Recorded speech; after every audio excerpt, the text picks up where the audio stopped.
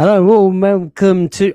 Completely botched up the line. Hello and welcome to the Late Night Lounge here on Latte FM. It is Friday, the 16th of January, and the Barclays is back. Manchester Derby, Arsenal head to Nottingham Forest.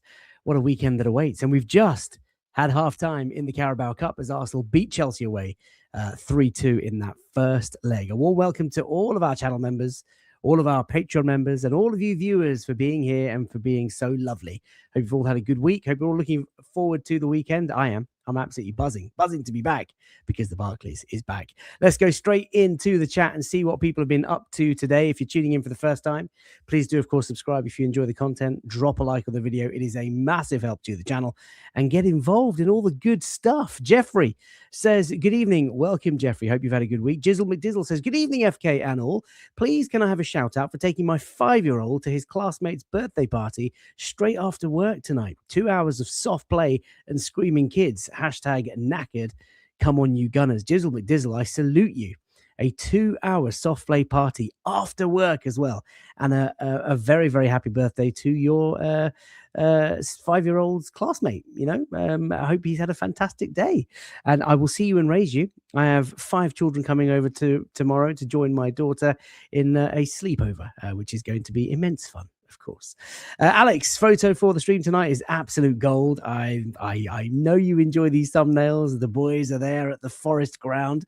Vivla says, good evening. Someone needs to stop FK in these thumbnails. Hey, listen. Don't hate me. Don't hate me because you hate me. Lucio says, good evening. Good evening to Dave. Welcome. Anthony is here as well. Says, good evening, everyone. Palace have sure had it a rough today. I mean, they have. Crystal Palace, they are falling apart. Manager set to go. Mark Guehi set to sign for Manchester City. We'll talk about all of that later today. Karen's here. Hello. Hope everyone is well. Hope you've had a great week, Karen. Asheen's here as well. Saka is God says, it's Friday. Can I just tell you, it's so much fun doing these shows. Friday is the one day where I really look forward to going home and jumping on and talking to you guys, just to kind of feel the vibes for the week and look ahead to the weekend. Thank you so much for joining. Really, really appreciate it. DJ D10, guten Abend, meine Damen und Herren. Yes, guten Abend to you, my friend. Hope you've had a good week. It is good to be here. Good to have you in the house. Nathan's just shouting 115. Doesn't exist, obviously. And City mean business, says Sheen. Indeed. FK and Rory yesterday was such an awesome show. Need these to be doing more together in future. Thank you so much. Yeah, Rory joined me last night of Rory Talks Football. We talked about the Chelsea game. It was a very, very fun show. Hope you guys have enjoyed it. It's on the channel feed in case you have missed it. Paul says, good evening. It's been a decent few weeks. Hope we can rise to tomorrow's challenge and throw down a challenge to City and Villa. Yeah, lots to talk about tonight. Arsenal go to Nottingham in the late kickoff on the Saturday night. The Manchester Derby, the early kickoff tomorrow. That's going to set the tone. Manchester City being active in the transfer market as if nothing ever happened. Antoine Semenyo, Mark Guehi, what impact is that going to have on the title race? We're going to talk about Arsenal, Chelsea, Gyokeres, Eberechiesa. We'll talk about the fixture tomorrow, starting lineups, predictions, snack check. Just tuck into all the fun. And let's bring in our guest. Keep the chat active. First up, looking so fresh with his new trim. It is Wembele. Look at him. Look at him, ladies and gents. What a glow up. How are you, brother? I'm doing good. It's my missus' birthday today, so I don't think I could get away with the shambles that was going on up there last time we spoke before the Chelsea game. I'm going to actually do your job better than you, FK, because you've missed a pretty big comment in the chat. Have I? Yeah, you have. Where Jonathan, Where is it? Jonathan K 6121, I think it is. Listen, I might have got the name wrong, but somebody, I think it is Jonathan, announced that he just had his second baby. So congratulations to you, Jonathan. Jonathan, big up everyone. We had our second kiddo this week. Here he is. Jonathan, congratulations to you and Mrs. Jonathan. Excited for time off and to watch Arsenal build our lead over the coming weeks. Wow. You've timed that paternity leave so well. Honestly, yeah. Hasn't he just? The fixtures are coming thick and fast. Oh, baby, is it? Convenience. Yeah. Congratulations, Jonathan. Wishing you and the little one absolutely all the very best.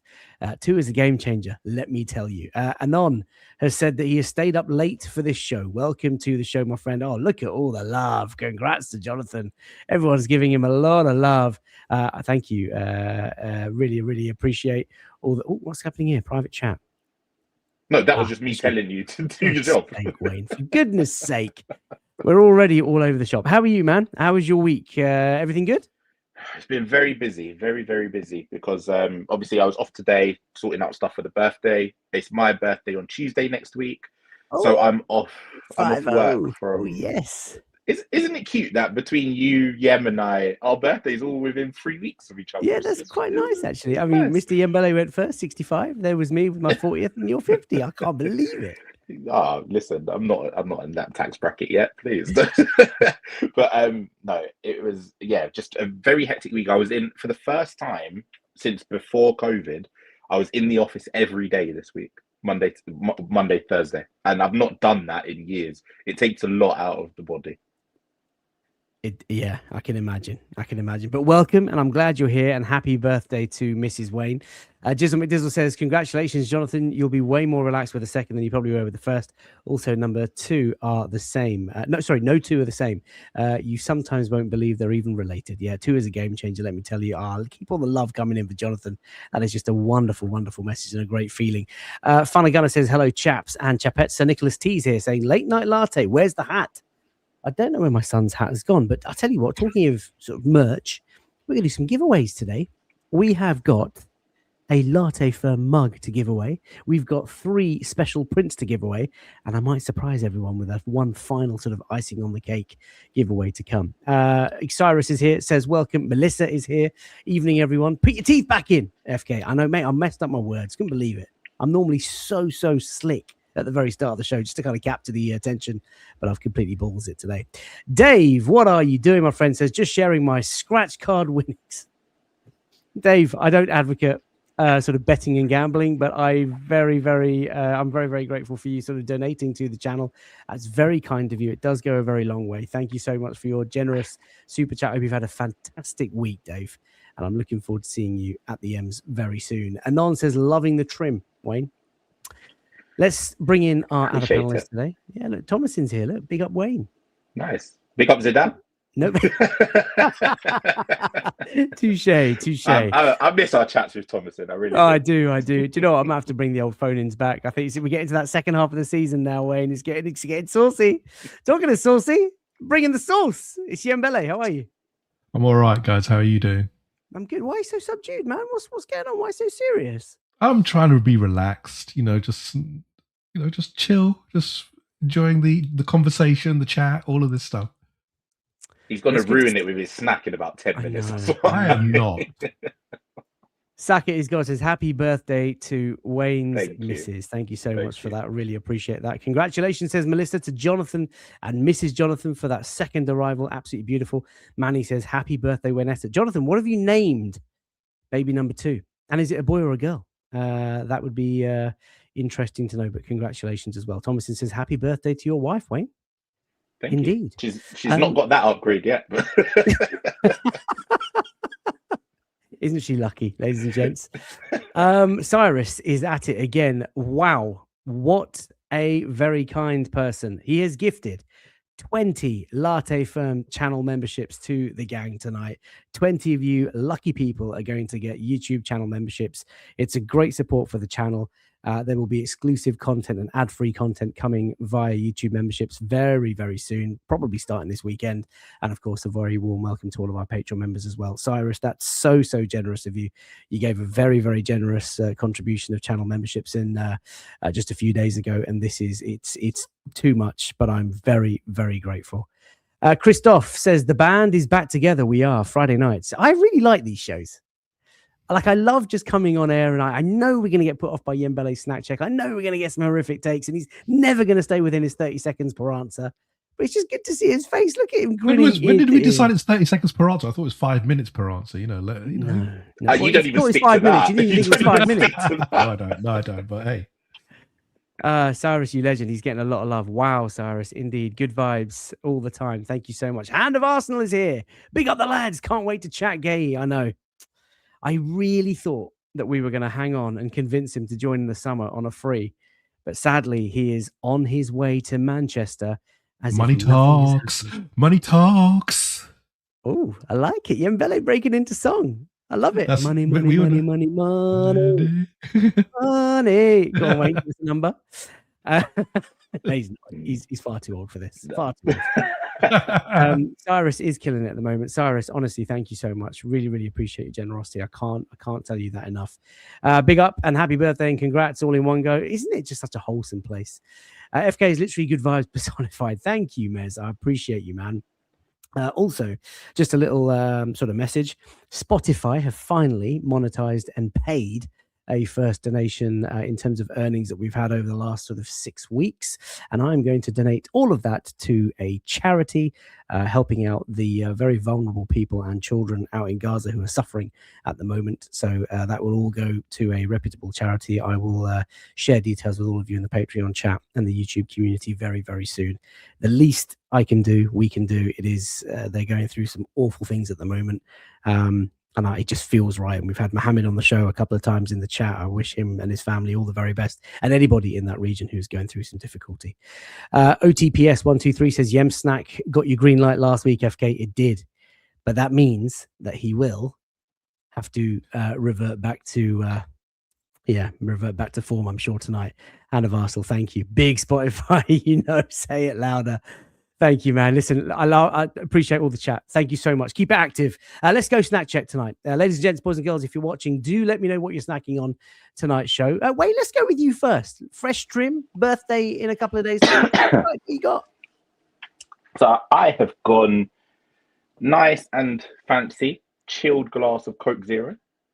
Nice. Or can of Coke Zero. And I've got the leftover slice or cut of, so obviously Tesco have cinnamon bun, cinnamon swirls. They recently introduced the tear and share one, like 4 to 6 months ago, and it comes in like a circle container, and it's like a big cinnamon. I'll tell it this way: it's like a big cinnamon bun which you just kind of rip apart, and I'll take it out, and that's the cinnamon. It's like a Cinnabon one. Yeah, it's like a Cinnabon one. And you warm it up, and you don't have the whole thing. Obviously, we've shared it across the family, and it's now the last little bit. Shared it, yeah. This was my dinner. What do you mean, dinner? But yeah, I've got the last little bits of the cinnamon bun, very similar to the Cinnabon version, which is better than cinnamon swirls from Tesco. It's better than standard cinnamon buns. The tear and share one, warmed up, perfect. I love it. That's a very good snack. Although I can't agree with the Coke Zero. Yeah, Coke Zero is such a bad drink. Pepsi It's got to be Max, full Pepsi fat Coke or a Pepsi Max, mate. Pepsi Max all day long. You know it. Lots of love in the chat. Thank you so much. It's you guys who make these shows. You make the community. You get the views for the channel and the listens for the channel on audio platforms. Like I said, for me, it's never been about making money. I'd like to give back to the Patreon community and to channel members, and we will give to charity on this occasion for the Spotify income. Very, very grateful for that. Anthony says he's having a double raspberry magnum on the go tonight. Yes, double raspberry magnum in this weather. It's never too cold to have a magnum, is it? Manny says his snack check tonight is shortbread biscuits and a cup of tea. See, you have to have a cup of tea with your biscuits. Plantain chips and ginger beer, says Paul James. Last time, remember that, Wayne? I won't forget that packet that you let me have. That was fantastic. Dave says he's having snack check is tastes a different strawberry tart. Love that. Melissa's gone healthy as well. M&S Sable grapes. I'm going on holiday in a few weeks' time to try and be good. Where are you going on holiday, Melissa? Hope you have a fabulous time. What else have we got here? Snack check. Papunch, #1 dessert in the world for me. Papunch. What's that? Romanian cheese donut. Is it a dessert? The pitch looks really good. Google it. It's really good. Hopefully, Tudor Madeleine, I've got that right. Fox's biscuits from Christmas. Only got another 5 boxes left. Yeah, because they were on offer, weren't they? We bought that as well. There of biscuits and chocolates hanging around the house. No, because they were on offer. They were like, it was like £1 for it, and you were like, I was like, yeah, right. I'll take that. Have you guys seen that Easter eggs are on shelves already?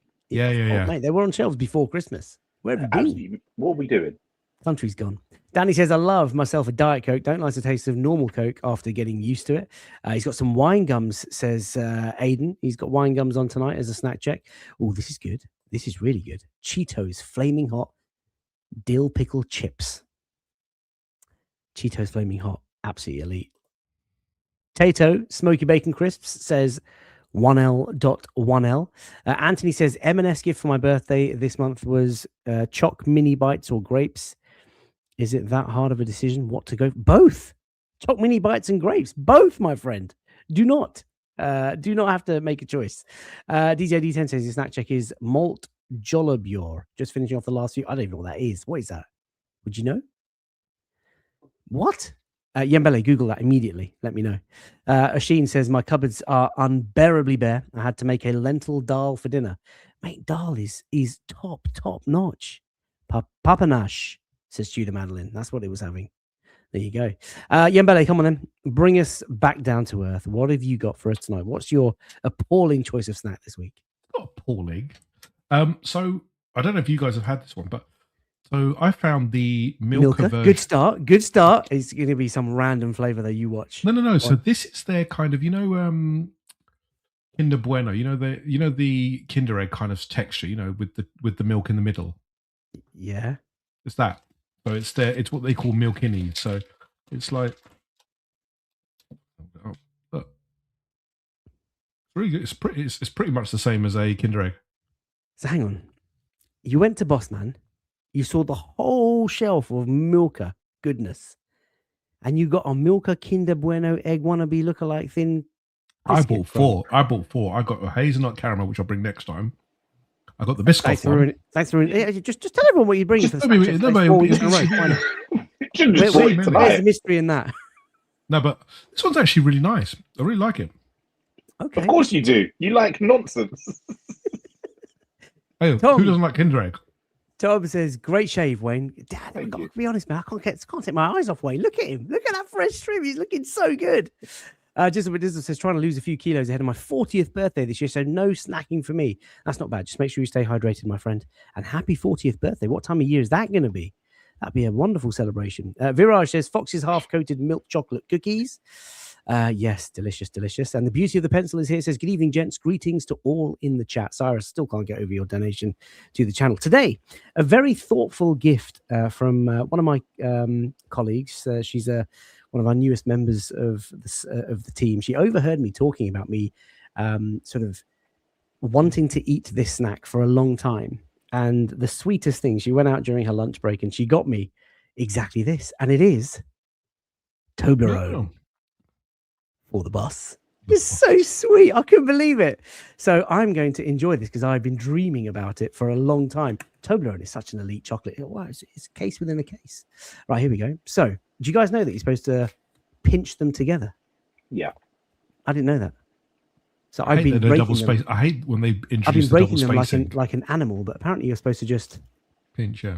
There you go. Look at that. Look at that, ladies and gents. Oh my God. This is going to be so good. And it's a small one as well. With the crispy little bits of nougat.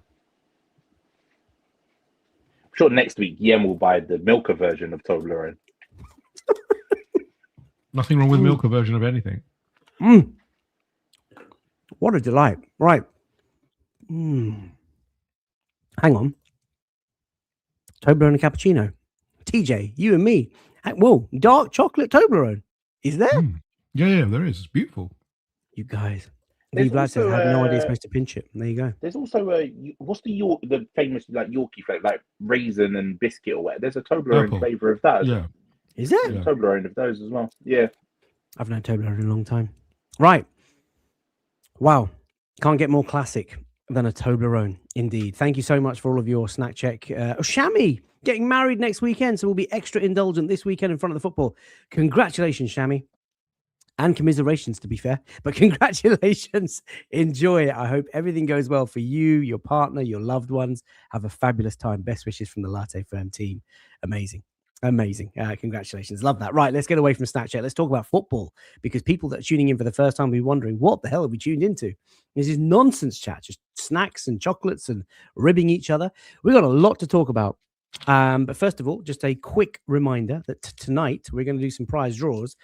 The boys obviously celebrated my birthday and took me for a surprise recording studio version of Latte Firm, and we are going to give away two. Is it Patreon members? The prints, is that right, Wayne? Yeah, so Patreon members, the print. Courtesy of Matthew J. Iwood, an A4 hard copy print of the Emirates animation, Emirates Stadium. We have also, courtesy of Matthew, a Subutio collection of the Invincibles in a hard print. That is absolutely awesome. I'm going to request one of those for myself. And then again, courtesy of Matthew, a 4-4-2 Sabutio formation of the Invincibles. This I have in a large A2 version in my office, and it's absolutely extraordinary. So we're just going to give some of those away later on. And then to one of our what are we doing?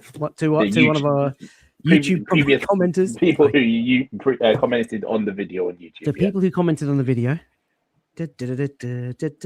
Latte for mug. I'm not going to open it because I want to keep it absolutely pristine and clean. I don't want to touch it, and it will be parceled and sent in a beautiful box. Might even send you a little sort of love letter inside for your support. So we'll do the draws towards the end of the show, and those prints are beautiful. Says Saka is God. Where's Jim gone? There he is. Thank you so much. Really appreciate that. Wayne has got the soul glow in that bit. TJ says he got 2 Toblerones for Christmas and he's still going through number 2. Well, I'm glad that they last a very long time. Really appreciate it. Hero Down Under, good day. Good morning, he says, from Australia. And Henke Ho's here as well. Well, look at that. Beautiful men spitting facts about our lovely Gunners. Indeed. Thank you so much. Right, let's move on to the actual football content. Chaps, Wayne, Mr. Carabobbins, or as Karen says, Carabooty.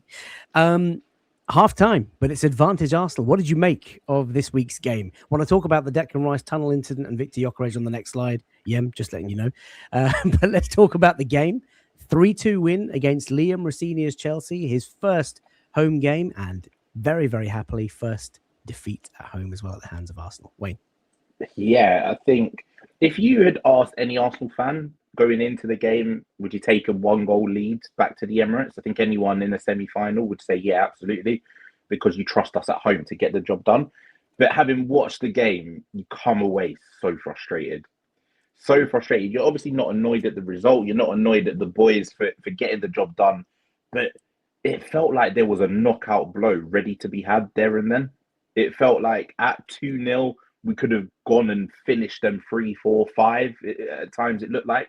Then they got it back to 2-1. We get it then to 3-1. And again, it looked like we could score 4, 5, 6, and the tie would be completely finished at that point.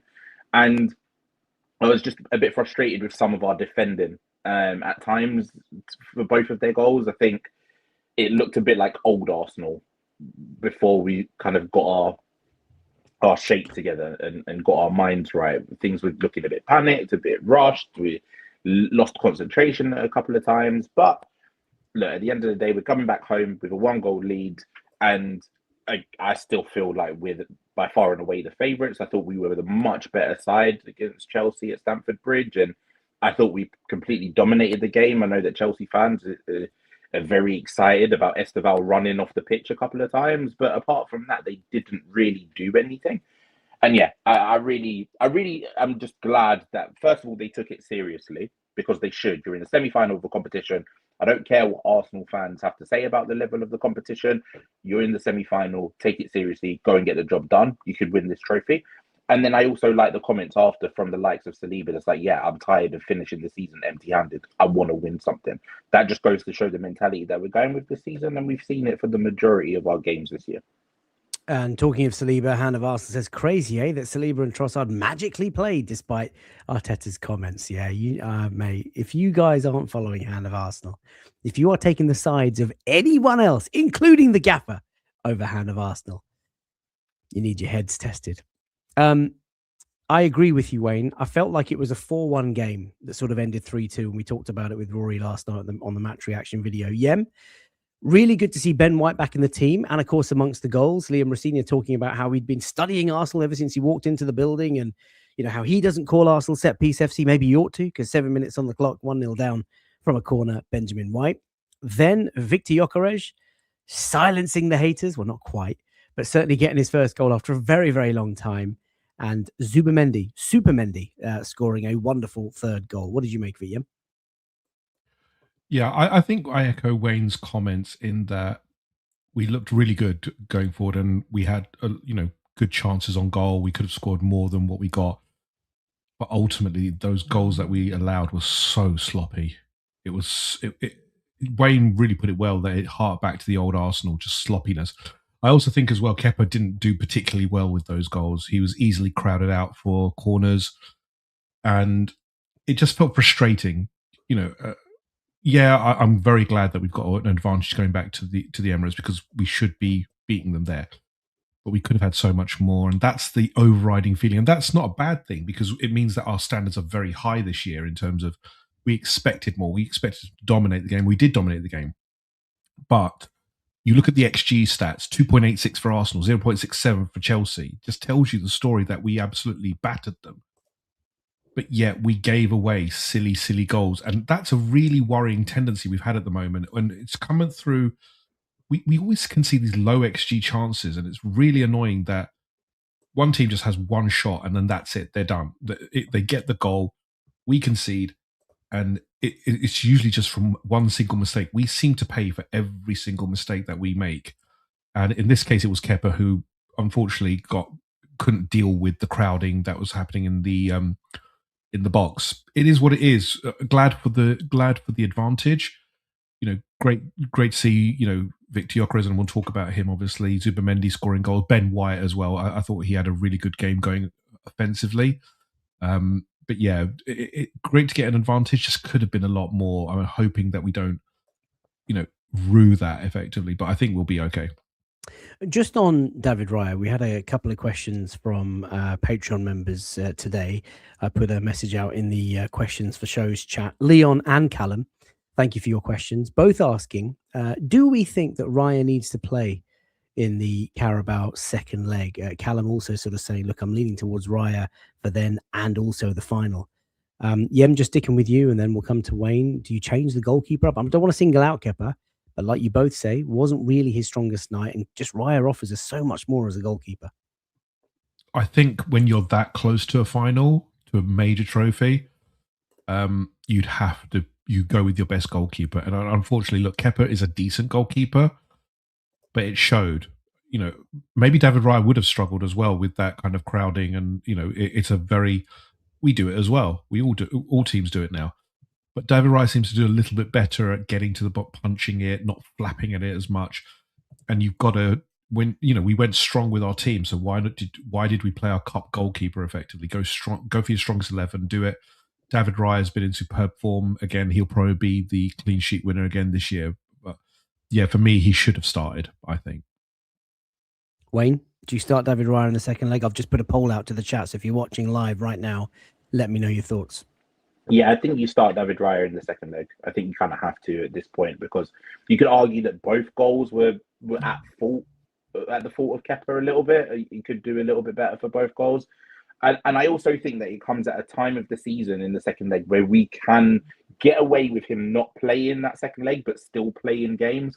Like, there's no reason really why Kepa can't play against Inter Milan. Knowing Arteta, he probably won't. But the Inter Milan game doesn't really mean as much at this stage, because we're one win away and we should get that at home to Kairat. And then you've got the Kairat game that I imagine Kepa should play as well. And then you've got Wigan shortly after, I think, the second leg, where he'll play as well. So there's room to keep him engaged. But yeah, I didn't mind Kepa starting the first leg. I thought he's been our goalkeeper up to this point. You always kind of keep him in that position because he's got you that far. But after what happened in the first leg and the fact that Chelsea are going to be better at the Emirates with the likes of Reece James coming back, Cole Palmer coming back potentially, you got to start Raya. You got to go with your absolute best. Indeed. Zubi is getting a lot of love. And Han of Arsenal says, Wayne, just sticking with you, I need to see Wayne praise Zubimendi. Let me get comfy. LOL. What more can I say about Zubimendi? I mean, he's just a marvellous footballer. Wayne, what did you make of his performance? And let Hand of Wayne have his moment. Hand of Wayne?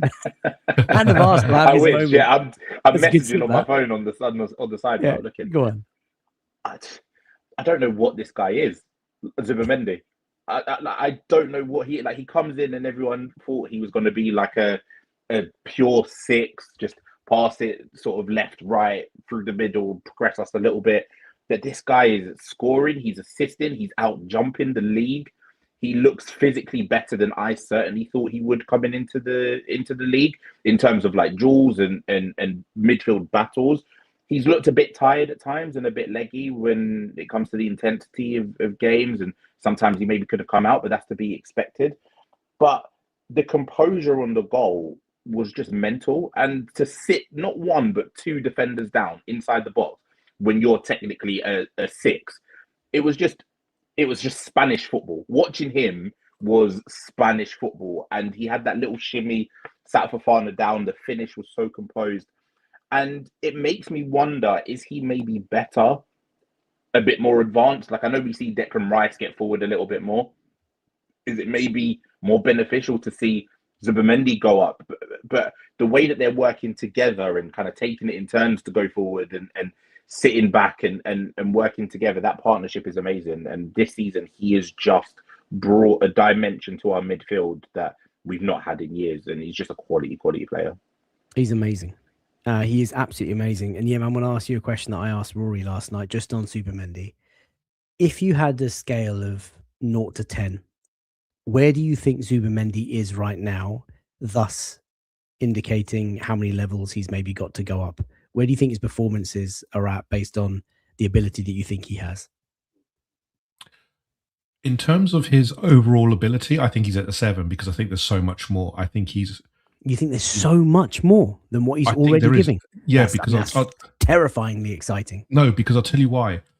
I look at him almost as in, this is his first season in the league, getting used to, as Wayne said, the intensity and what happens in games. I think at points he's struggled with the intensity, tiredness, we've seen that. But also as well, I think you give him another year and he will figure out, like he did in Spain, how to, open up the ball better, get forward whenever he needs to. Look what he's done on the international stage. He started off very much, I'll sit at the 6 and I'll do that. But lately he's been going forward more and more. And I think that's what's going to happen. I think as that partnership with Declan Rice matures and they get a year or two together and they understand each other's patterns more and more, I think he'll just blossom because he's such a good footballer. His technique is immense. You could see it on that second goal. You saw it with we're going to talk about Forest, but that Forest goal, the technique, even the volley that he had in the game today. What a goal that was. But even the volley he had in the Chelsea game, do you remember he got over it and it went over the bar? But it was a clean hit.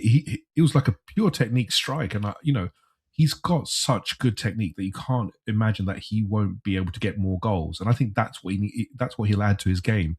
He'll get more goals. He'll get more assists because I think that's within his repertoire. So I think a 7 is a fair reflection because I think in the next years to come, he'll be even better, I think. Yeah, look, I think he's been outstanding. And I think he's been better than I expected him to be at this stage of the season. I thought, you know what, it's going to take months to settle in, and the intensity and the tempo and the ferocity of the Premier League. Players will be snapping at his heels, and he's physically, sort of quite lacking, I guess, because he's short and he's not the biggest or most brutal sort of player, I guess. But what an elegant baller this guy is. He can play deep, he can play high, he can play left foot, right foot, he can pass long, short, high, low, zip it in, float it in. He's got everything. He's got, as we've said during the summer, all the clubs in both feet. Absolutely tremendous. Let me just come back on Kepa because Hal of Arsenal has basically set the chat wild by saying, as much as I think Kepa may leave, so everyone's like, January, summer, what's going on? Arteta values squad harmony, and he does. Will he keep his word? I don't know, Hal of Arsenal. I've got a feeling that as we get closer and given it's a second leg and it's at the Emirates, I think he's probably going to go with Raya because I think he's going to want to secure this trophy. And if we get to the final, I think it'll be Raya as well. And if he is going to leave, then you got to do what you got to do to protect your first team. Let me just end the poll.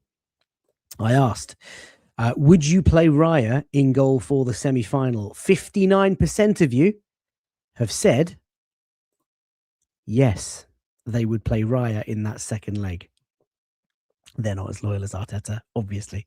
And Ampalash says, look who wants the Carabobbins now. Yeah, tell him. You tell him, Ampalash. You tell him.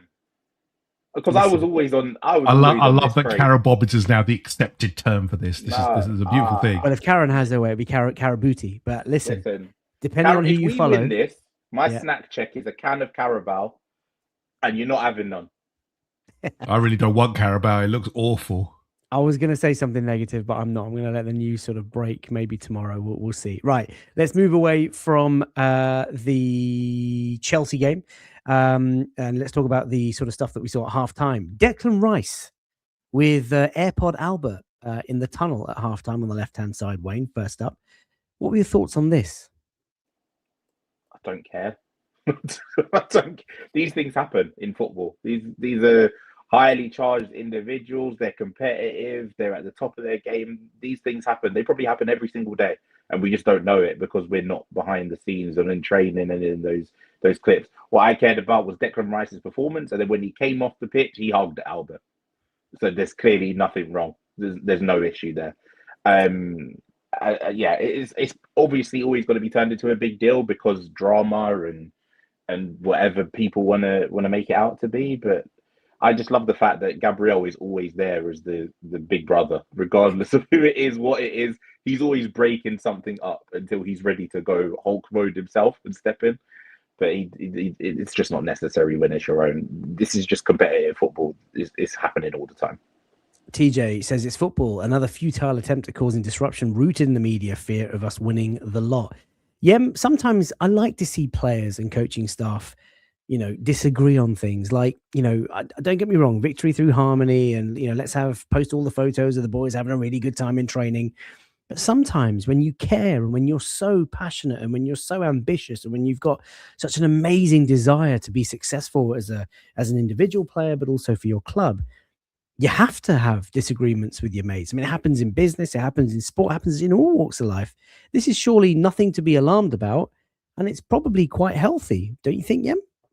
Oh yeah, absolutely. Look, as long as it doesn't become a regular thing, as in every week they're arguing about something, then there's no concern. This is highly charged sports, as both of you have put it. In any walk of life, if you have disagreements, that's how you progress yourself. That's how you understand your weaknesses and you work through it. That's a good thing to have that kind of discourse. It was if it's constant, as if he was slating Albert every week, then there's a concern. But this is two people who are trying to get to the top level within a game, within a season, and they're just having discourse. What's wrong with that? I mean, again, as Wayne said, at the end, they were hugging. It's respectful.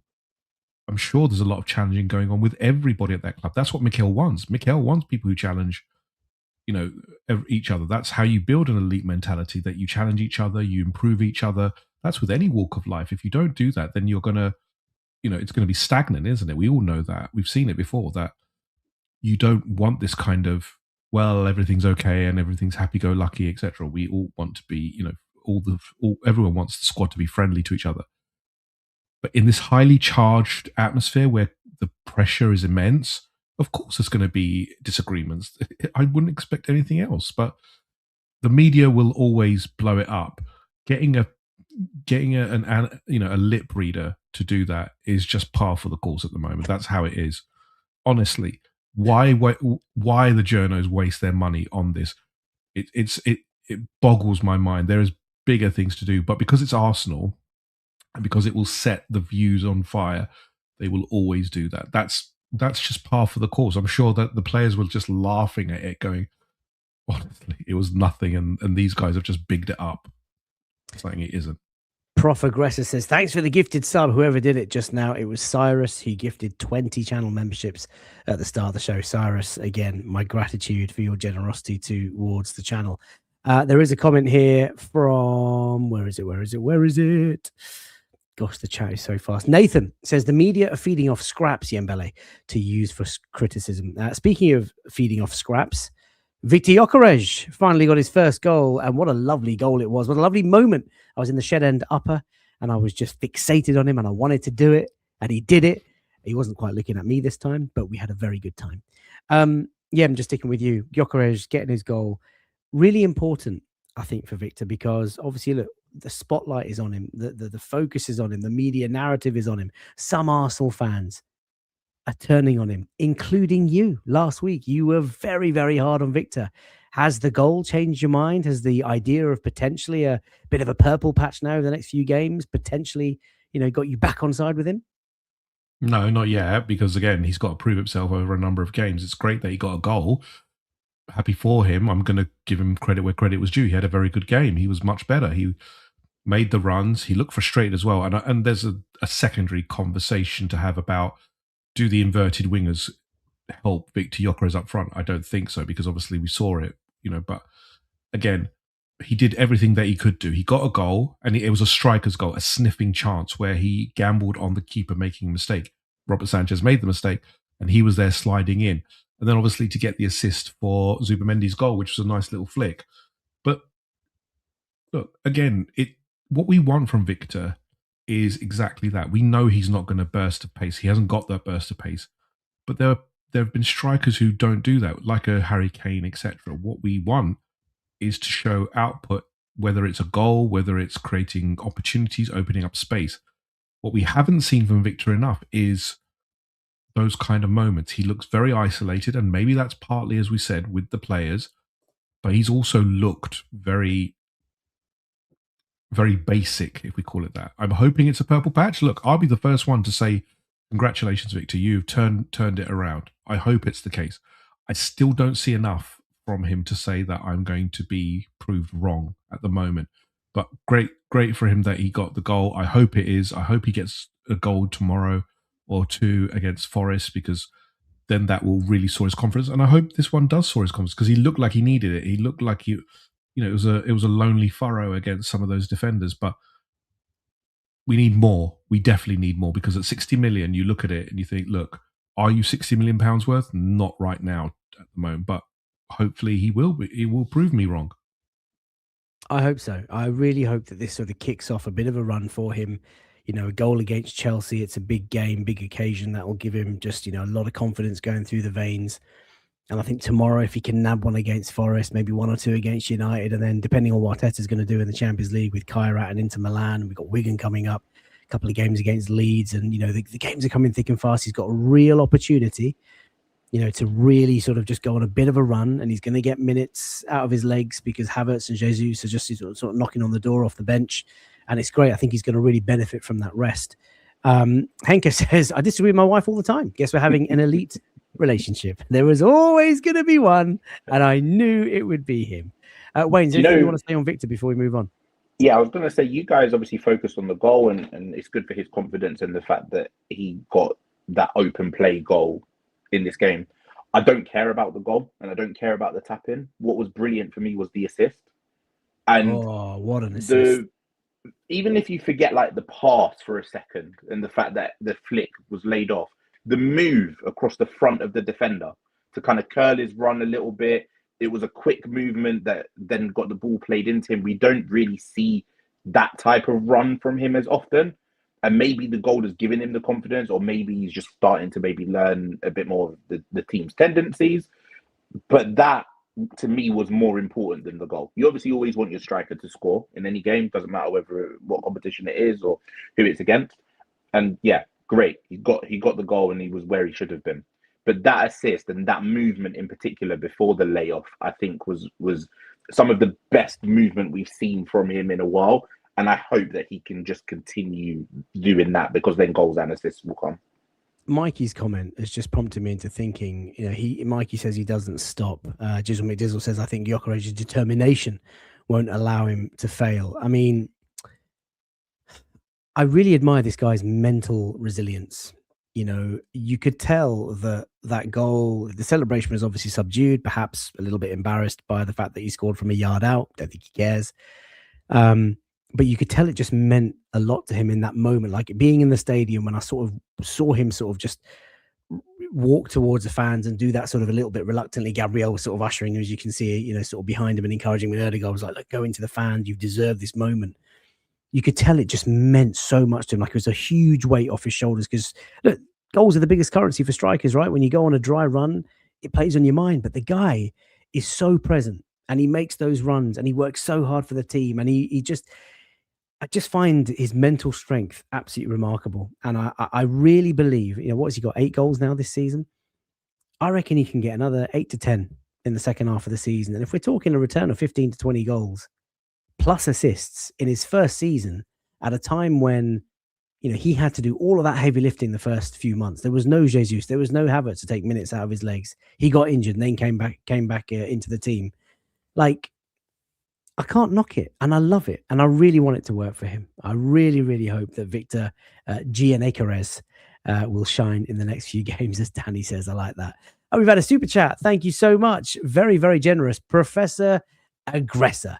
Thank you so much for your donation. Really appreciate it. It goes a very long way. It says, what gives me a lot of confidence, sorry, to cover you temporarily, is that despite us being top with a 6-point cushion, we still haven't gone into top gear. If we start peaking closer to March or April, we will be dog walking in the league.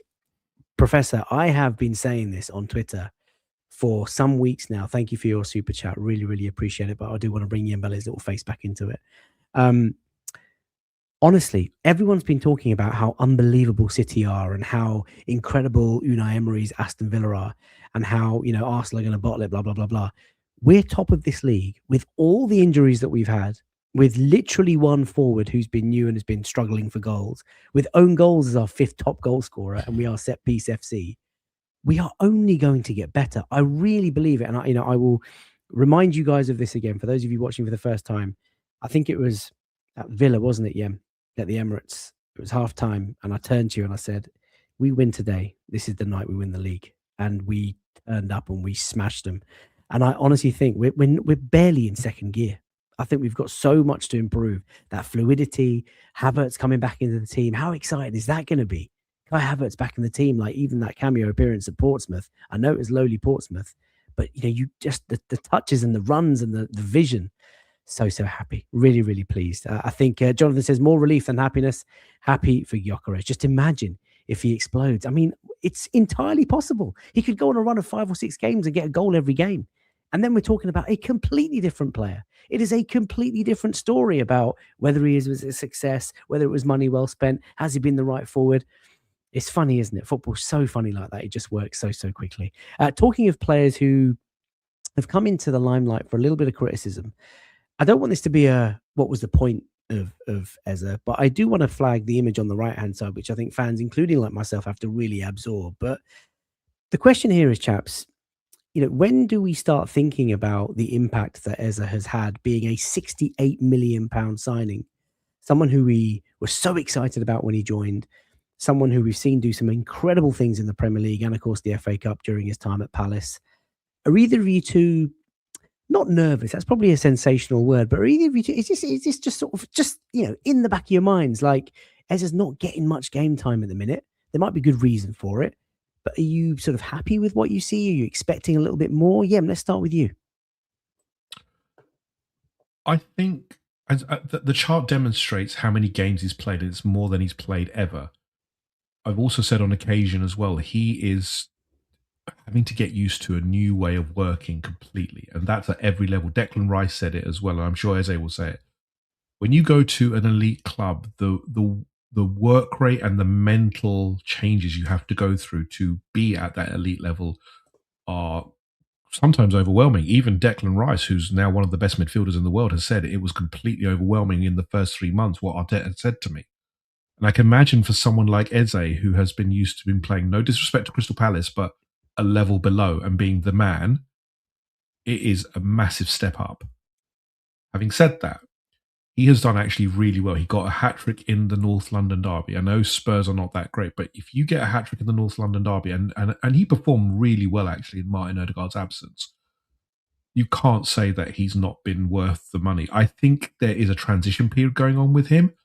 I also do think as well he is paying slightly for his error against Aston Villa, in which he let Matty Cash through. And I think Arteta does have that kind of stick that he beats players with a little bit when they do make mistakes. That's just how he works. But he's still going to be a really good player. I think the thing is, you can't judge him on this season. It will be his long-term future with Arsenal, I think. Look, he's 28 now, but he's not he doesn't need to be a quick player. He's a quick player in his mind, and that's the difference. That he feels like a Trossard signing to me almost, that he will be delivering when you least expect it, which is what Trossard's doing right now. And he's too good a player not to be. I think he's just got to get used to the pace. He's been playing 3 games a week. It would be foolish not to say it, but I think it's because of the money that's been spent and the profile of a player. But you've got to look at the workload he's going through. It's different levels completely. Jed says Eze will win us the Champions League. Robert says he's a second half of the season player. He's going to come good, and that's the sort of graphic that I want to allude to on the right-hand side there, Wayne, courtesy of Sky Sports, showing the number of games that Eberechi Eze has played before Christmas in selected seasons, to be fair, for both Crystal Palace and Arsenal. It feels like he's played a lot of minutes compared to, ever-present seasons that he's had in the past. We know that he always finishes strong with Crystal Palace. Last year was a great example of that, almost dragging them through to FA Cup glory. Is the best yet to come, like Robert says, Wayne. And what are you expecting from Eberechi Eze in terms of a return? What would be a good reason, a level of return for a player that's cost us, north of £60 million? I'm not expecting any particular return from him or from any of our players at this point. Like I want them all to contribute. I want them all to be involved. Come on, Wayne. You can't spend £68 million on a player and not expect anything from him. It's not that I don't expect anything from him. I don't expect a return. Like, I don't expect him to hit 10 goals, 10 assists, for example. Just contribute. Whenever you play, but that's my point. What contribute? What what would be a good output for him? Performances. It doesn't need to be necessarily output. He needs to get more minutes at this stage. When he gets into the team, he can't have mental slips like he had against Aston Villa. So contribute in that way. Work hard defensively. If you're playing on the left wing, have that level of creativity that we know that you're so good at. If you're playing in the middle, score goals, assist, link up the play a little bit better than he has done at the start of the season. But I'm not worried about him because he's a quality player. He's a top quality player who's coming into a system and a team who is very, I won't say robotic in a negative sense, but we're a well-oiled machine. And he's come from Crystal Palace where he just kind of had free reign to do what he wants. And he was brilliant at doing that. And like you said, at the end of seasons, he would drag Crystal Palace away from relegation. He would drag them to trophies last year. He would drag them up the league. I just think that we will still see the best of him when he gets a little bit more used to us and the way that we play. I don't necessarily agree that he was a luxury, as that comment says, and not a necessity, because I think everyone knew last season we lacked creativity in all aspects of our game, whether or not Martin Odegaard was there. We're still lacking creativity a little bit now, but we're getting away with it through other means. And I think that Eze will do that in the second half of the season because he'll have that freshness about him. He'll know how we play a little bit more, and he'll know what kind of role is more defined for him in this system. But also as well, look, I think people have got very short memories. Martin Odegaard was out for the first 3 months of the season. And Eze was playing there. And I think he did a really good job. There were some games he wasn't there, but he gave us moments, hat-trick, got the goal against Crystal Palace in a game that looked like it was going to go to 0-0. I think people have got really short memories about what he has done already. And I think that's one of the things that people keep forgetting. It's a very short-termism look at how things are going. Oh, he hasn't played for the last couple of games. Okay, but look at his output for the rest of the season. What would we be like? To your point, Wayne, last year, if Odegaard was out, how bad would we look? Because we have no creativity at all. We've got no one transitioning through. With Eze, at least you have a threat. That's the difference. That's what happened this year. Newcastle, etc. Those kind of games. You've got to remember that, again, he's trying to figure out how to fit into the system. But I think he's done a really good job. I think it's just he's acclimatizing to the demands of an elite club and being an elite player at the club. And I think if we're honest, his best position right now in the way that we play is probably on the left wing. He's probably at his best on the left wing. It's difficult for him to play left wing at the moment, firstly because Trossard's performances for the majority of this season have been exceptional. And he's probably been our best attacker this year. So it's hard to say, apart from us liking Eze and wanting him to succeed and wanting him to be this star player just because of our affection towards him, logically, you can't drop Trossard for him. And then it's also difficult at the moment that our only real left-back option is Miles Lewis-Skelly if we're going to play him consistently with Calafiori out and Hincapié out. Miles Lewis-Skelly and Eze on that left-hand side just won't work. They like to be in similar areas of the pitch. If we've got a Calafiori or a Hincapié that's able to keep the width a little bit more or able to give a bit more space to Eze, then you might see that partnership link up a little bit more. And we probably will see that again in the late stages of this season. But like all of these players, I shouldn't expect you, and I shouldn't know that you're guaranteed to start, because you might not be the right player for Nottingham Forest. The team that starts against Nottingham Forest might not be the right selection for Man United. There's quality throughout this squad. Give them all minutes, keep them all engaged, and we'll be able to achieve so much. Hannah of Arsenal says, Eza is so happy, more than you believe, LOL. He asked Arteta early doors, what can I do more to upgrade my skills on my rest days? He has an elite mindset. His journey is a reflection of that.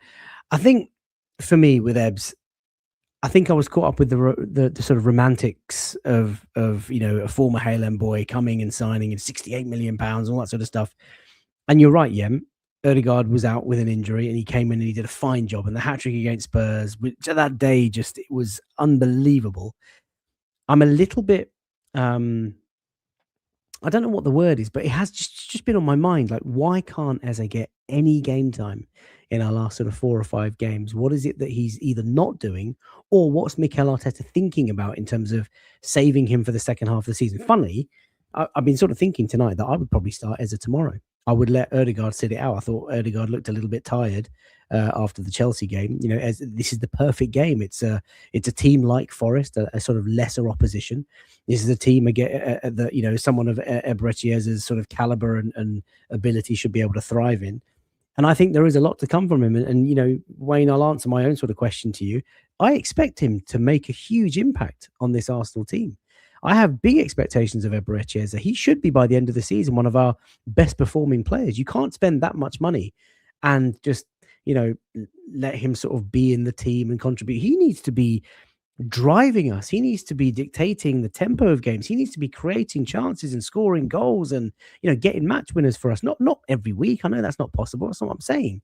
But I really want him to finish the season as one of our star players. I don't think that's unreasonable. But there we are. Just my thoughts. Asheen says Eza behind Havertz / Marino will be his best role. Melissa showing a lot of love to Han of Arsenal. Yeah, look, we're not doubting Eza's commitment, of course, to the club. He's come back and says Arteta's man management is greater than fan natural anxiety about where is Eza. Of course, that's why we sat on a Friday night talking about it. But yeah, I'm expecting big things from Big Ebbs in the second half of the season. Still to come, ladies and gents, Manchester City have signed or are set to sign Mark Guéhi. What does that mean for the title race? And of course, I look ahead to the Barclays Premier League. As Saka is God says, I'm so excited for tomorrow. I love Premier League football. That's the voice that I imagined you sort of typed that in. Hopefully it is. Chaps, this news story broke today. Fabrizio Romano, David Ornstein, after actually David Ornstein said that Arsenal were interested in this guy. Looks like Manchester City are going to cough up the cash. They are dusting off their checkbook, which never seems to fucking run out. Mark Guéhi, Wayne, £20 million fee, £300,000 a week, 5.5-year contract, goes in and becomes their third best player in this squad. What have you made of the news as it broke today, Wayne? Secure your bag, Mark Guéhi. Secure your bag. You have set yourself, your family, your family's family, and anyone else that you want to up for life, because this move for him is a wonderful move for Palace.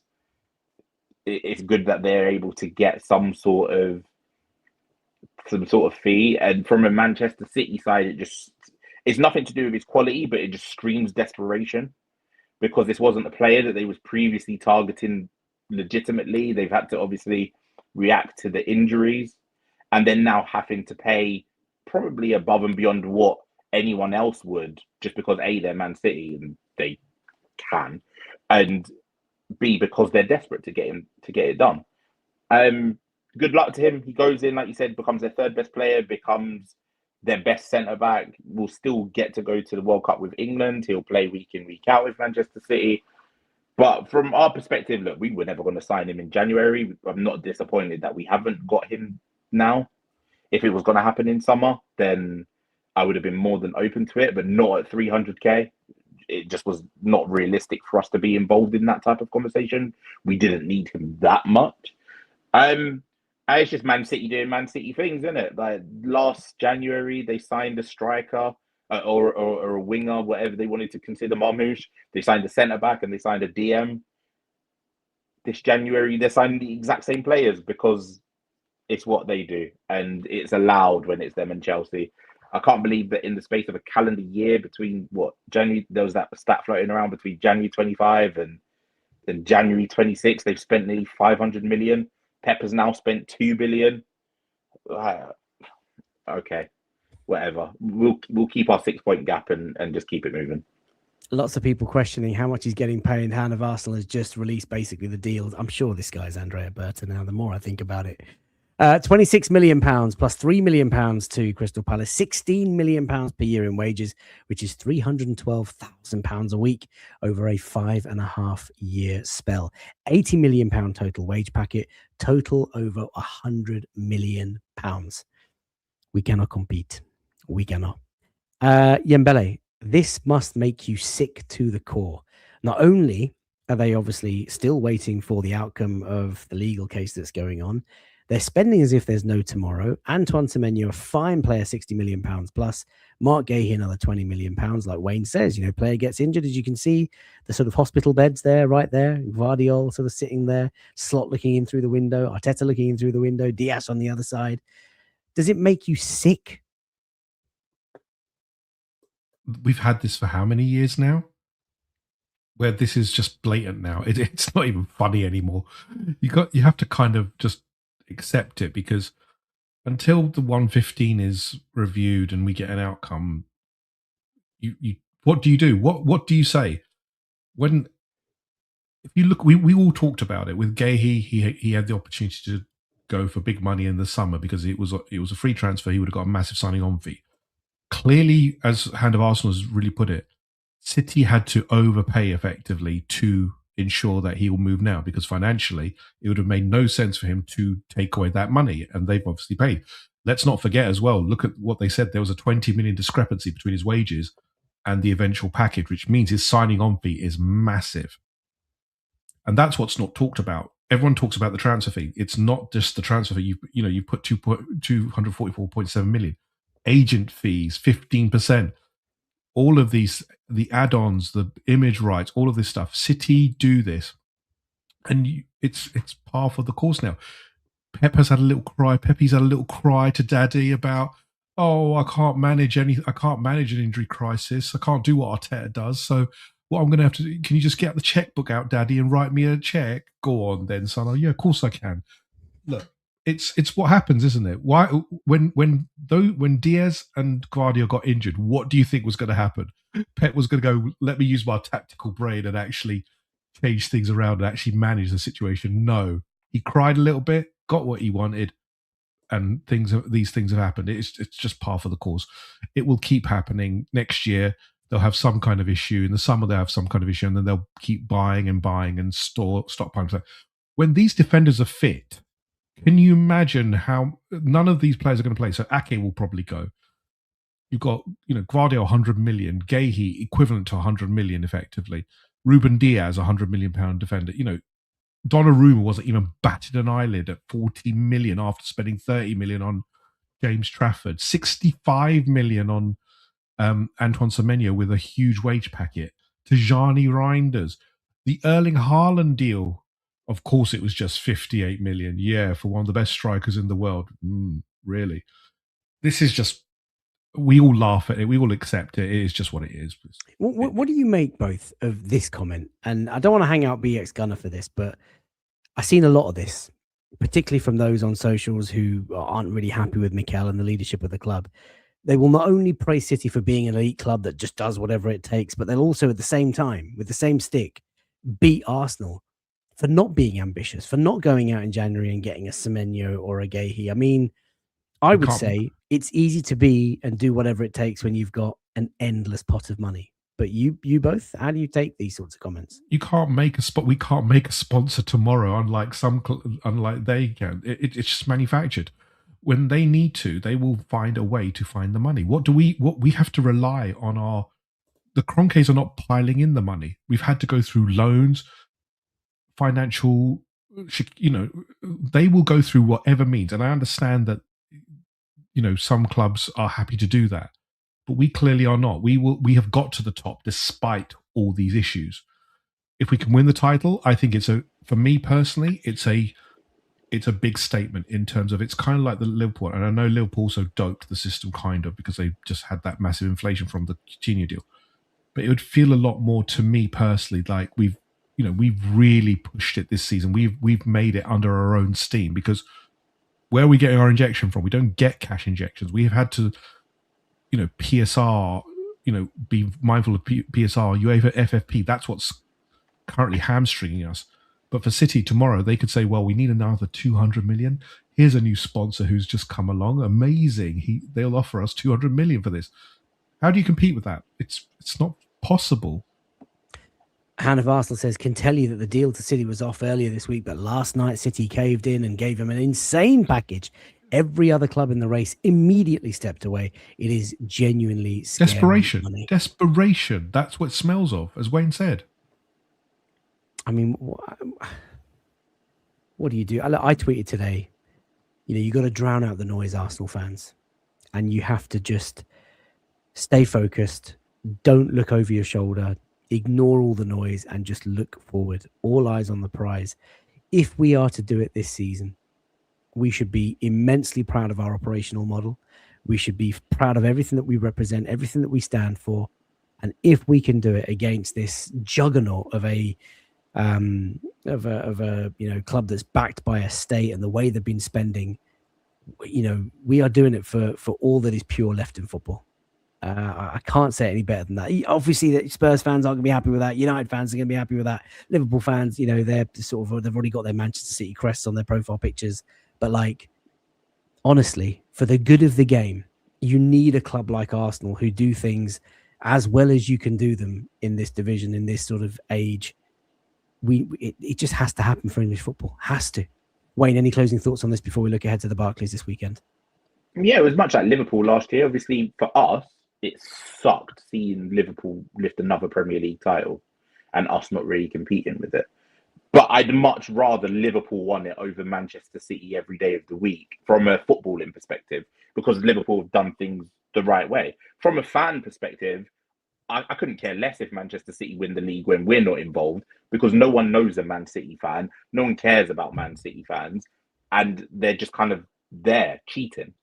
But when it comes to a football perspective, it's absolutely right. The teams like us, Liverpool, should want those type of teams to win it from a footballing perspective. What I will say is, where the comment previously came in about Man City acting like an elite club, etc., they're acting like it now because they were allowed to get away with so much previously, and they probably will still get away with it longer term. At this point now, because they are who they are, they sell much better than we do, and a lot of that is very backhanded underground means as well. Some of these deals, I don't understand how they're getting away with. It's also very easy to sell, Wayne, when you've stockpiled so much talent for decades. Yeah.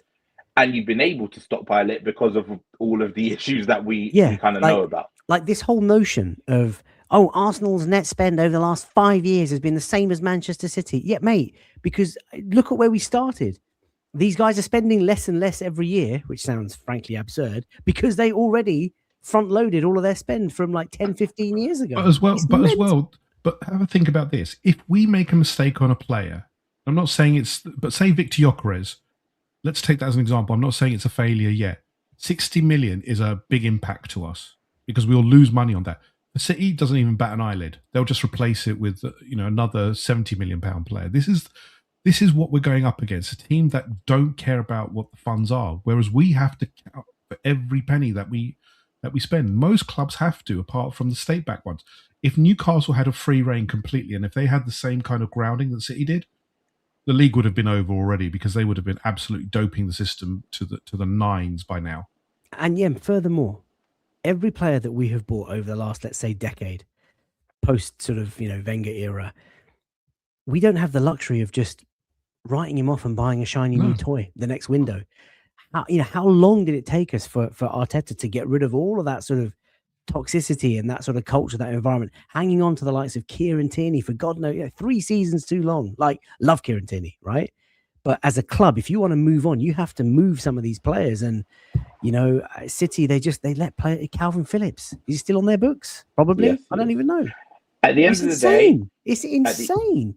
At the end of the day, and the sad reality of it is, they'll win a trophy this year because of how much they've spent and because Pep is who he is.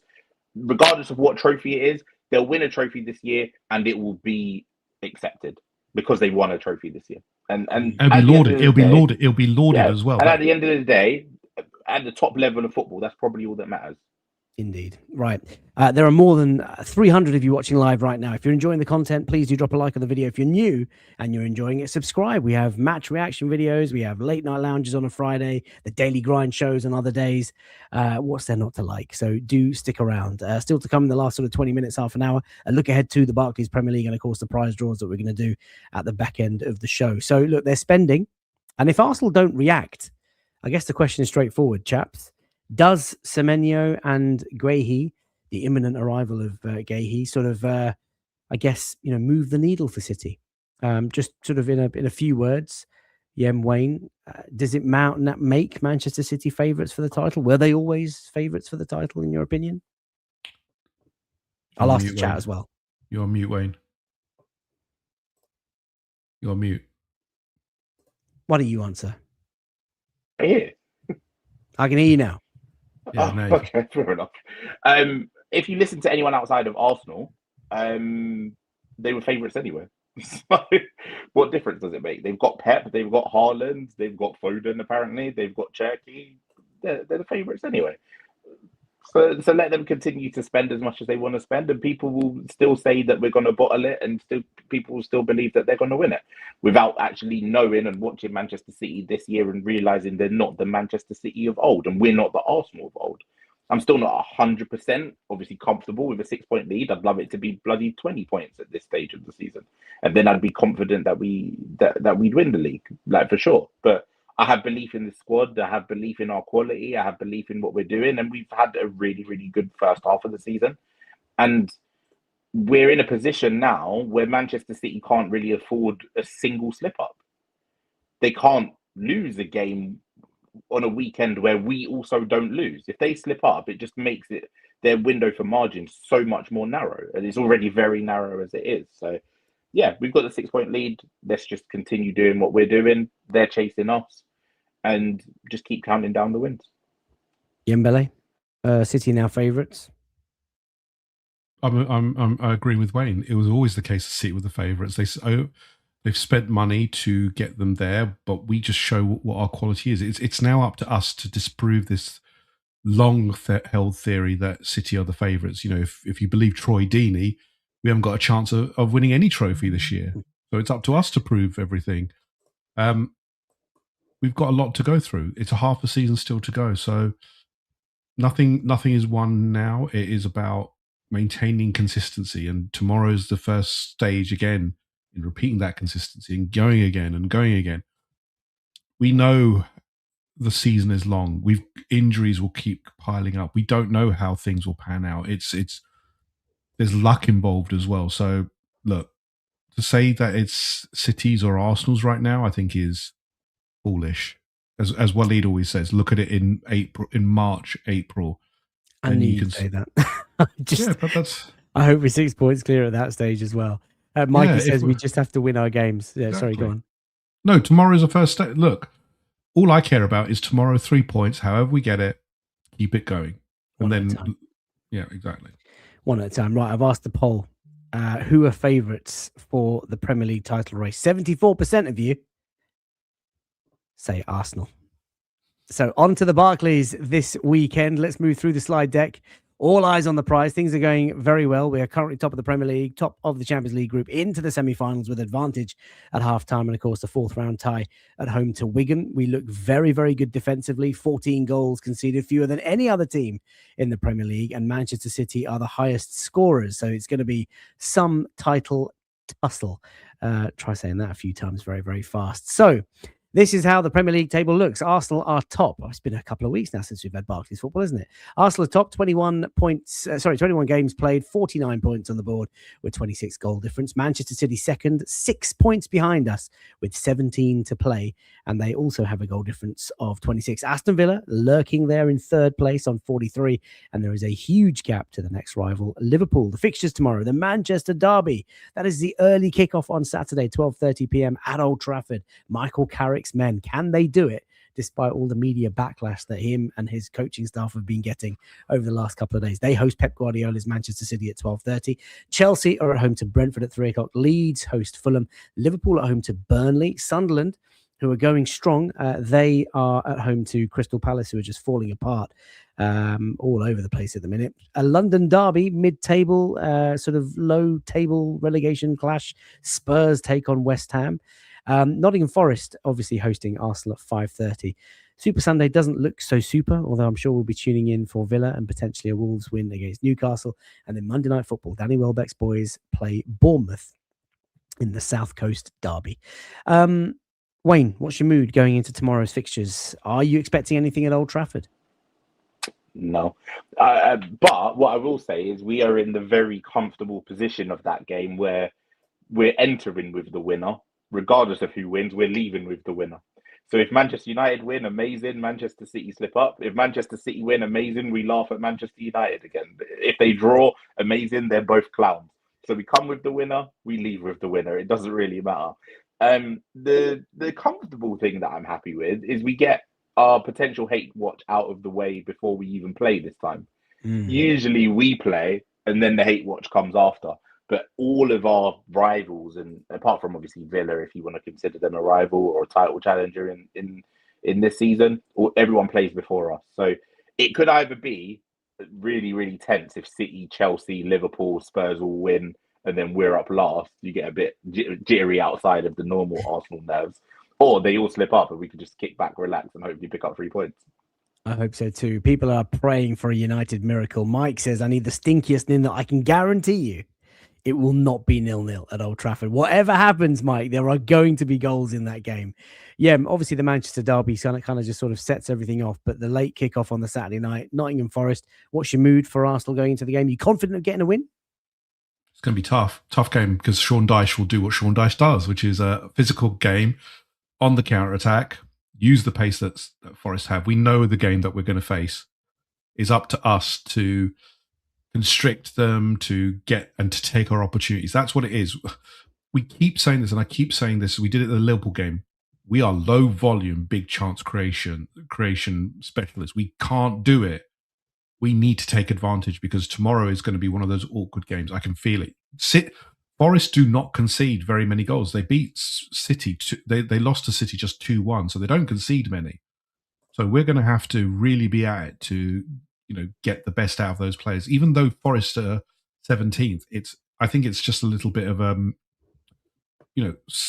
Ange was there, I think it just plummeted them down. And I think Sean Dyche is a decent enough coach that he'll get something out of them. And all I care about tomorrow is 3 points. Don't care how. Don't need a performance. I just need 3 points. That's all I care about. Nals says, would you guys rather play first or have City play first? I would always have us play first. Yeah, I'd have us play first. Yeah. You know what you get. You know what you're doing. Then you can watch and there's...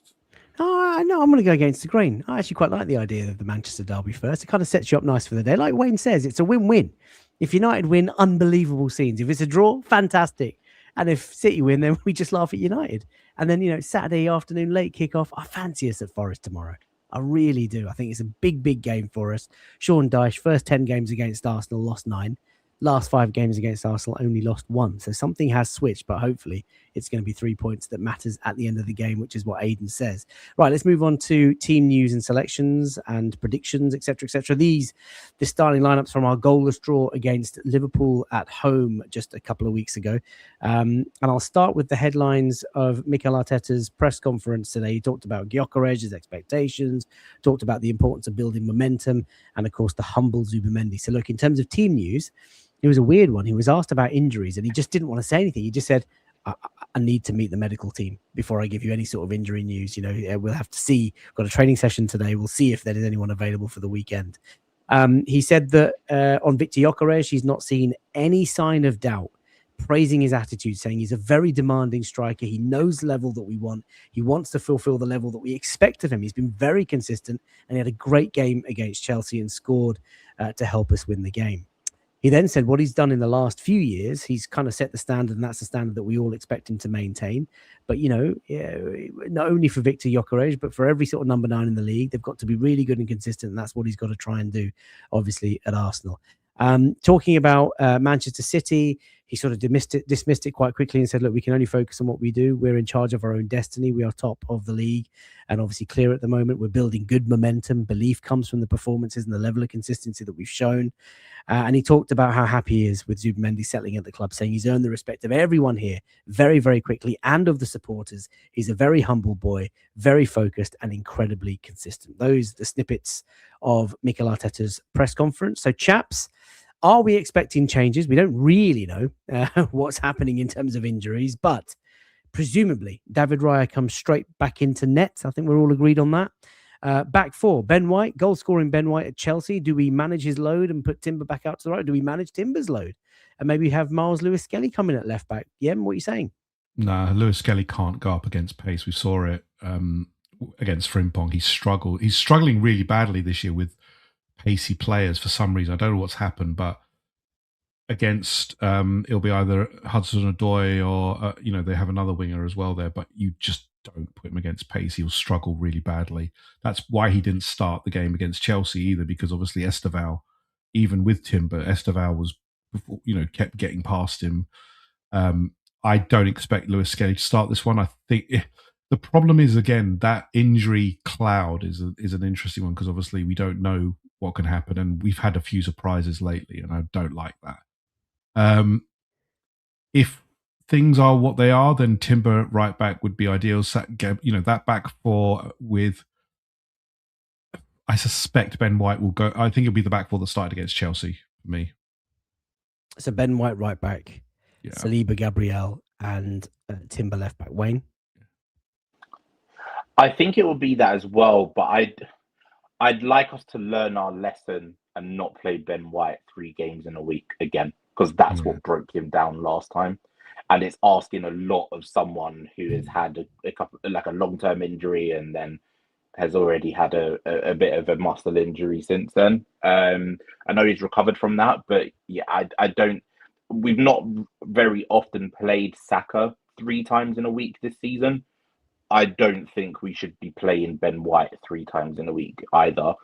The problem is the only, at the moment, competition defensively, unless somebody like Calafiori or Nketiah is back, is Miles Lewis-Skelly at left back, and defensively he has been poor.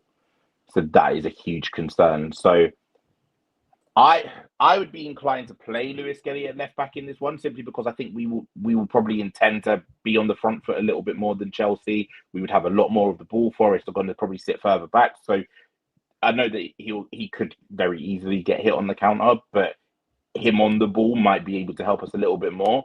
I think Arteta will probably go with Ben White at right back, and I'm very scared of what that could do to Ben White.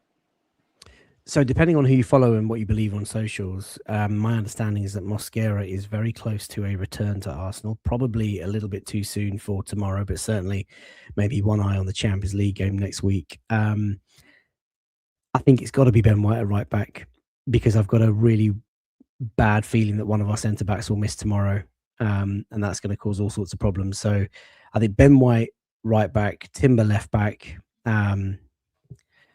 I don't even know if we've got any centre-backs. So we've got Norgard waiting in the wings. It would be, unless you play Ben White at centre-back.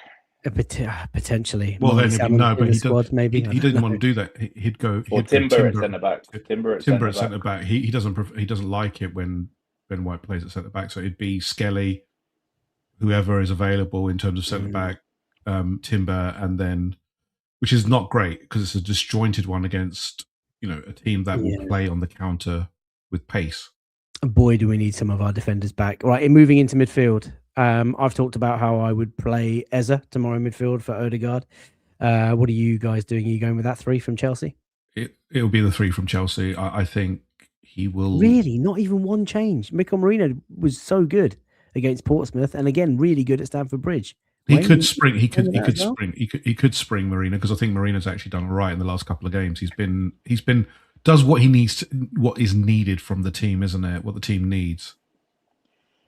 I would want to bring Eze in, but probably for Trossard for this one.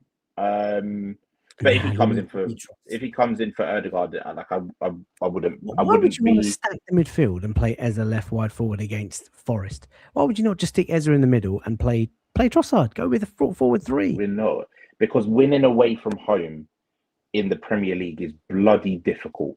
I know and that. Just going out there and just expecting 2 creative players and Declan Rice or Zubimendi to do that away from home. It's hard to win games away from home in the Premier League. We can't just rock up and say, we're better on paper, so we're going to rock up with 10 attackers. Elliot Anderson, who's in fine form, with Gibbs White as well in that midfield. And who else? Who's a sitter in midfield?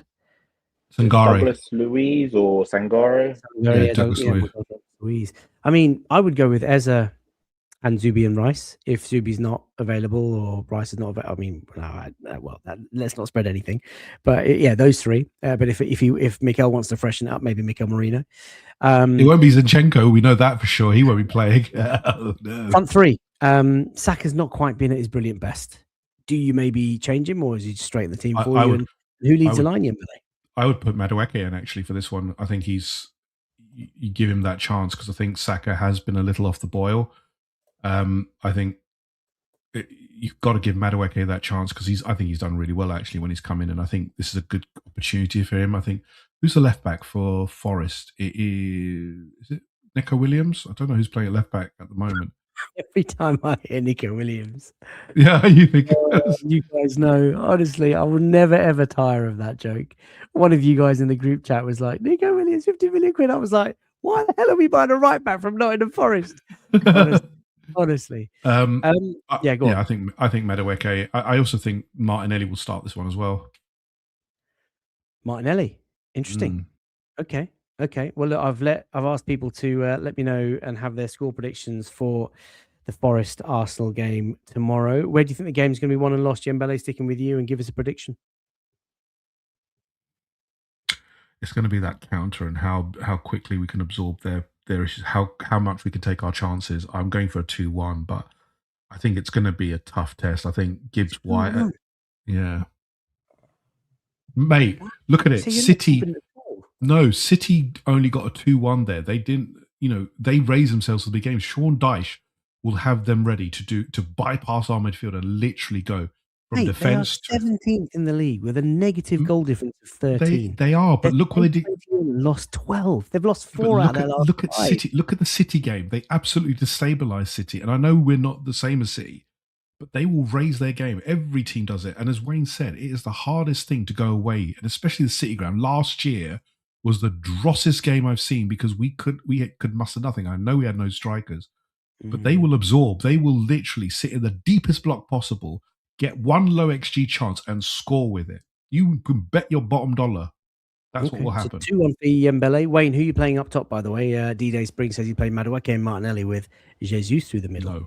No. You cannot.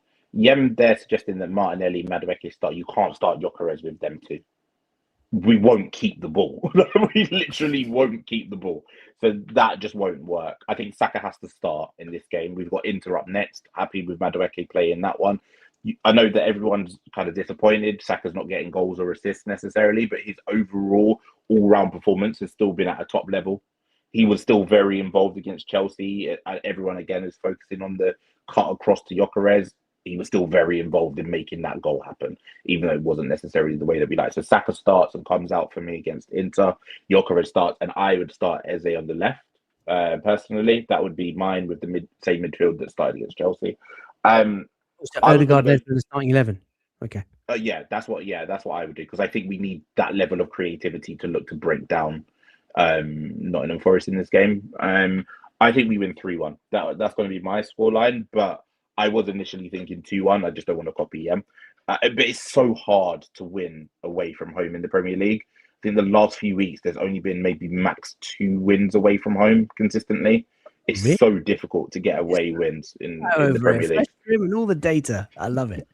It's so hard to win away from home in the Premier. I mean, look at their team. Do you know what? I just had a look at their team. It is not bad at all. You've got, Sells, Aina, Milenkovic, Murillo, Williams. That's their back four. Hutchinson, Gibbs, White, Anderson, Dominguez, backquart, and Igor Jesus. It is not a bad team at all. So why are they 17th and lost 4 in 5 and lost 12 of their 21 games? Boys, I think they're struggling. No, I think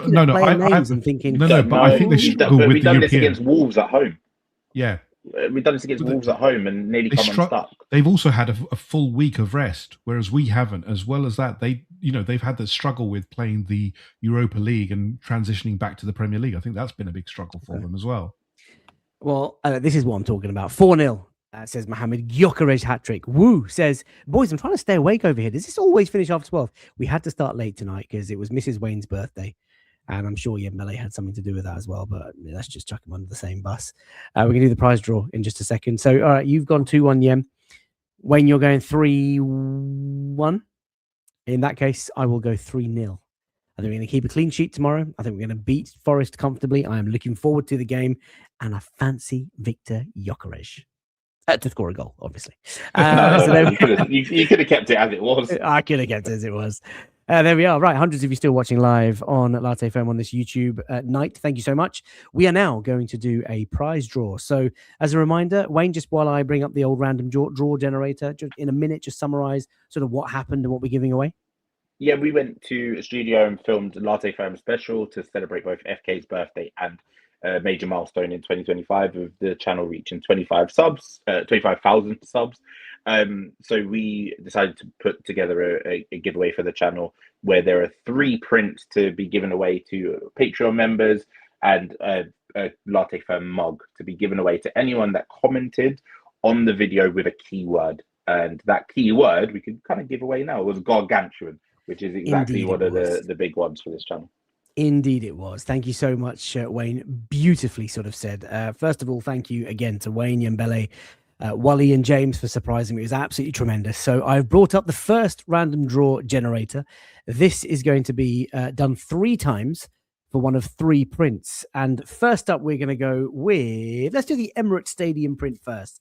So hopefully you guys can see this on your screens now, courtesy of Matthew J.I. Wood. I will link him in the tweets. He's done a great job with the logo and he has designed this print. It's a hardboard print that is beautifully wrapped. I will send it to you and you can choose a frame of your choice and get it hung in your homes. So without further ado, let's do this. First spin. Patreon members are all in the hat. Here we go. Let's have a look. Who's going to win it? I bet Wayne comes out of the hat first. Who is it? Tom B. Congratulations. You have won the Emirates print. Wonderful. Thank you so much for that. Let's clear. Should we remove Tom from the draw so he can't win another one? Is that? Yeah, let's make it fair. Yeah, let's make it fair. Let's remove Tom. So removed Tom B, as you guys can see. And let's spin it again. This time, we're going to go with the Subutio lineup in the 4-4-2 formation from the Invincibles era under Arsene Wenger. Here we go. Slowing down. I wonder who shall win this. Who is it? Oh my God, it was nearly Wally. Nicholas Studer. Hopefully I pronounced your name correctly. Congratulations, Nicholas. You have won the 4-4-2 Subutio photo, courtesy of Matthew J.I. Wood. That is coming to you. I will send you the detail in the Patreon chat. I get the feeling we have to remove Walid because of the conflict in this. We should just remove Wally for being... You're not removing me. You're not removing me. If I win, I win. I win. Let's just remove Wally. Full stop. I think that's what we're going to do. Right. So I've taken Nicholas out, and the last prize before we go to the YouTube video. In fact, the penultimate prize. I'm going to give something really special away. The Invincibles collection, the squad as Subutio players, again courtesy the brilliant Matthew J.I. Wood. You can see his little logo there on the back. Let's see who's going to win this now. Let's spin it one last time for our Patreon members. Oh, who is it? Aiden! He might be in the chat. Congratulations, my friend. You have won this A4 hard copy print of the Invincibles squad Subutio graphic. Absolutely tremendous with Pat Rice Nearly fell on Hill would. Saka is God there, And who I Arsene know Wenger. is, I know I think, Saka still in is the God would chat. have been so happy. He Saka would have is been God, so happy. close. Oh, there he is. Look, there he is. He's just there. Aidan, well, there you go. That's it. I'm assuming that's you, Aidan. So I will get your details, your postal details. I'll get a really good hard sort of envelope and get it sent through the post office tomorrow. So let's move away from this draw. Here we go. And let's bring in the other, which is here we go. And I think this is the mug giveaway. Yeah. So this, Wayne, is courtesy of, again, Matthew J. Iwood and Latte Firm. It is going to be a mug that we're going to give away to one lucky, I guess, viewer of the video that we did the recording at the recording studio. So someone in the chat will have put the word gargantuan, and Wayne has very kindly gathered all of the YouTube handles. We put them into this random draw generator, and we are now going to draw for a brand new Latte Firm mug. There's only about 3 or 4 of these in production, and they are absolutely elite. So, shall we do it? Shall we do it, Wayne? Go for it. Let's go, guys. It's spinning. I wonder who it's going to be. You'll be happy to know myself, Yem, Wally, and James are not in this one. Okay. Who is it? Citrus fruit. Now, I have no idea how to contact you, but we're going to find a way. Okay. and until you claim your prize, my friend, you are going to basically get messages from us in the YouTube community. Citrus fruit, congratulations. And you know what? I want to end the show on a real positive. You guys have obviously been fantastic in getting these sort of gifts, courtesy of Matthew J. Iwood, also the mug. I often do things for the sort of Patreon community, just for tuning in and just for sticking around past midnight on this Friday night, and for being so loyal, all of our viewers. I am going to, what am I going to do?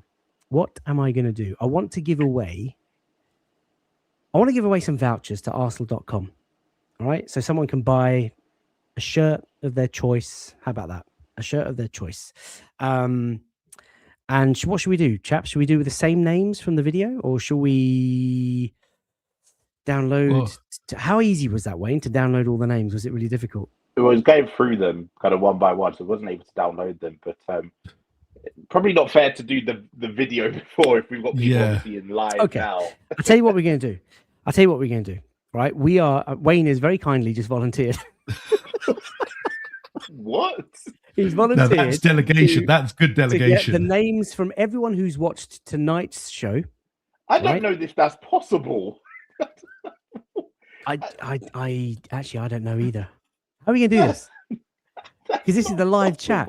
Mate, I don't know what I'm doing here. I want to give something away just for people that have been watching. Do it as a question. Ask a question and see who the first person is to get it, and then just go with that. Just do it if we're going with live, you could. Okay. What sort of question? What sort of question? An Arsenal-based question. Okay, obviously. All right, give me a second. Yembele, type me a little question in the chat. Chat GPT. How many appearances? Chat GPT. Hang on. He's going to chat GPT. Arsenal. Right. Okay, ladies and gents, this is what we're going to do, right? Someone watching right now, because of your amazing support, and the numbers are dwindling, but you're still here, is going to win. Should I do it based on appearances that a player made for the club? How about that? Yeah, whoever gets closest, go get a number in there. Okay. Well, actually, that's a bit subjective because people could put the same answer down. I know. Just answer a question. Just do a question, and whoever gets it first will. Okay. So whoever responds, right? Given the FA Cup had just played at the weekend, okay. Who is? I don't think the Arsenal website. I fucked it because I don't think the Arsenal website has updated it. They've got Gideon Zelalem as the youngest player in the FA Cup. I think it was Marley Salmon, though, wasn't it? It's Marley Salmon, isn't it now? Yeah. So they haven't even updated the website. Goodness me! Right.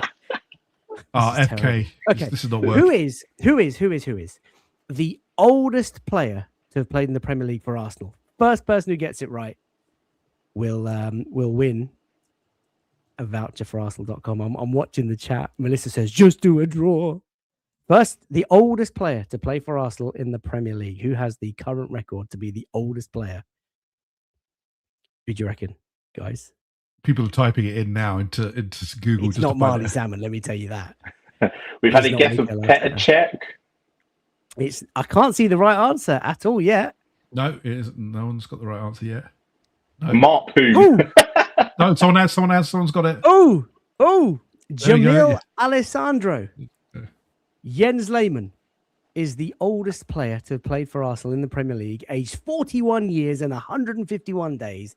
And that was a game against Blackpool. So, mate, hang around. Or I don't know if you're on Twitter, Jamil, if you would very kindly just DM me on Latte Firm, at Latte Firm. The DMs are open. It's a name that I don't recognize. So hopefully you're watching for the first time and you've just won yourself some vouchers to Arsenal.com. I'm hoping you're an Arsenal fan. If you're not, then buy something for a loved one or some friends who are. And he's just confirmed, like, again, Jens Lehmann. Now lots of you are sort of saying that. Sol Campbell, Peter Cech. I don't know why my voice is going so high. But there we go. Mark Poom one was my favourite. Mark Poom. Jamil Alessandro, remember that name, please, Jem. Well, I guess it's live on the video. Please do send me a DM because I would like to do that for you. And thank you, everybody, for just watching and supporting. Means the world. Thank you to these two as well for donating their kind time on a Friday night. If anybody wants to follow Wayne, he is available at waynesworld20_. I think I need to sleep. I'm getting my words all messed up. Anybody who wants to follow Yembele, he is available, of course, at Verge59. OMG, I was 30 seconds behind. Didn't even realize, he said. Whoa. What do you mean corrupt? What are you talking about? Oh, no. We do things the right way here. But no, that's just a little bit of fun. All right. Thank you so much for all of that. Enjoy yourselves. Manchester Derby tomorrow. Nottingham Forest, Arsenal, the late kickoff. We'll be back with a match reaction video. I am waiting for a friend just to respond to me. And if she does, then we might come to you with a Saturday morning show preview of the game. Ellie, respond. If not, we will do the match reaction video after the game. And then Sunday, maybe we'll do like a weekend roundup. Who knows? Look after yourselves. Take care. Any closing words from you two fine chaps? I've just dropped a comment to Citrus Fruit on the YouTube chat, or on the YouTube comments. So hopefully, Citrus Fruit, he, she, they, them, robot, whatever it might be, comes back to us as soon as possible. Otherwise, we might be doing it all again next week. We might. I need to record all those draws and make sure I get the right results out to the right people. And those of you on Patreon who have won those prizes, I will DM you, get your postal details, and I will send you the goods. Look after yourselves. Take care. Come on, you Gunners. Bye for now.